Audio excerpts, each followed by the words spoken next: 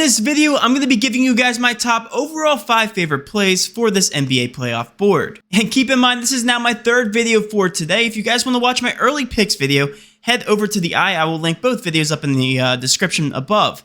I posted an MLB video and also an NBA video. The point of those videos were to jump on those early lines and take advantage of them before those lines moved on Prizepicks.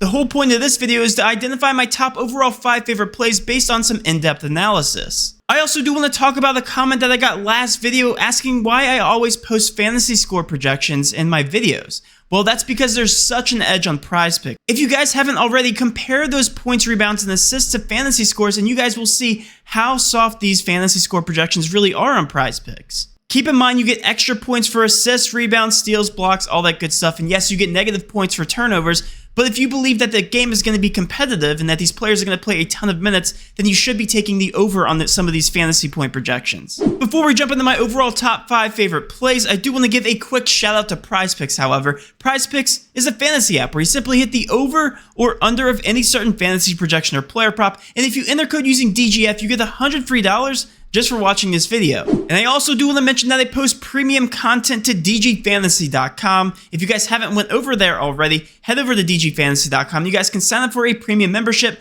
where I post confident plays throughout the entire day for only $5 a week or $10 a month. Coming in at number 5 is going to be Trae Young over 42 fantasy score. This gets a confidence rating of a 7 out of 10. Trae has hit the over on this projection the past 4 out of 5 games. And I actually think Trae Young is going to struggle yet again in this contest. But keep this in mind, his fantasy score was set to 50 last matchup. This is some of the biggest recency bias I've ever seen on the projection here. And also a perfect buy low opportunity for Trae Young at a 42 fantasy score. Also keep in mind Trae Young's points, rebounds, and assists are set to 39.5, so something's not adding up. This makes Trae Young's fantasy score of 42 look very soft. I actually have Trae projected for 48 fantasy points tonight. Coming in at number 4 is going to be Jimmy Butler over 40 fantasy score. This also gets a confidence rating of a 7 out of 10. Butler has hit the over on this projection the past 3 of the 5 games. He also hit the over on this projection last matchup despite only playing 33 minutes. If this game remains competitive, which it's projected to, then he should be playing closer to 40 minutes in this contest. And this projection is just way too soft for a player who averaged 1.2 fantasy points per minute throughout the regular season. I have Jimmy projected for 44 fantasy points tonight. Coming in at number 3 is going to be Dillon Brooks over 30 fantasy score. This also gets a confidence rating of a 7 out of 10. Brooks has hit the over on this projection the past 3 of the 5 games. And despite being inefficient last game, he still played 35 minutes. You love to see this minute upside from Brooks, especially since he was injured the majority of the season. Historically, Brooks also averages 1.02 fantasy points per minute, so I fully expect him to have a bounce back game tonight. Dillon Brooks' points, rebounds, and assists are also set to 27.5, so again, his fantasy score looks very soft.